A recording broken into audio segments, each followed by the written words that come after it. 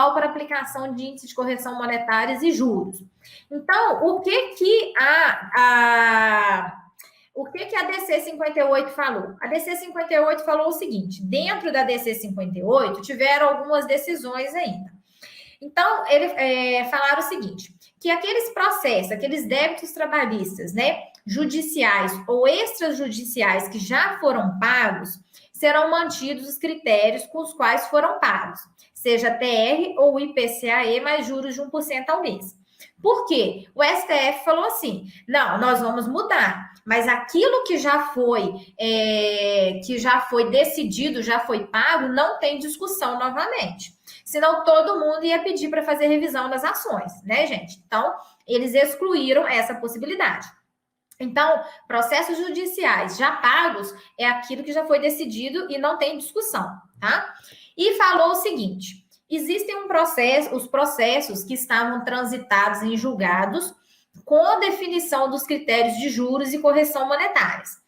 O que é transitado em julgado, gente? É aquele que já transitou em última instância e não tem mais como recorrer, tá? Como é que eu sei se ele foi transitado e julgado o processo, Ludiane? Dentro do processo tem uma certidão de transitado e julgado, tá bom? Então, se tem essa certidão lá dentro, e além de ter essa certidão, tá, gente? Na sentença, nos acordos, nas decisões, estava definido juros e correção monetária. Tem que estar claro lá quais são os critérios de juros e os critérios de correção monetária. Para esses processos, são observados a TR ou o IPCAE, conforme tiver definido lá, mais juros de 1% ao mês. Ou seja, vai manter a decisão, tá? E aqui, gente, tem um detalhe.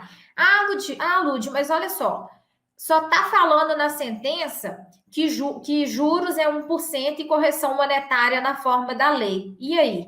A DC 58, gente. Aí nós vamos aplicar os critérios que foram definidos na DC 58, tá?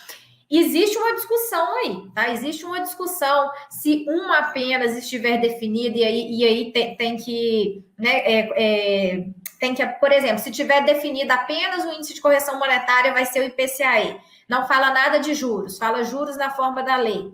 E aí, é DC 58 ou mantém IPCAE mais juros de 1%? Existe uma discussão aí sobre isso, tá? Mas eu, Lud, entendo que tem que estar os dois critérios definidos para poder manter. Caso contrário, entra a DC 58, tá? E eu tenho visto entendimentos dessa forma também. Mas, como é um tema novo, tudo é possível ver entendimentos diferentes, tá? E aí, agora sim, processos transitados em julgado sem definição dos critérios de juros e correção monetária, mas os processos novos vão usar o quê? Atualização e juros pela taxa Selic, mais juros de mora TRD pela taxa referencial. Compreendido, né?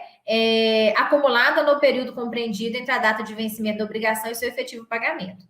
Aqui, né, gente, até esqueci de colocar, coloquei atualização e juros pela taxa Selic, mas entra o IPCAE na fase pré-judicial, tá? É IPCAE na fase pré-judicial, mais atualização pela Selic e mais juros de mora TRD,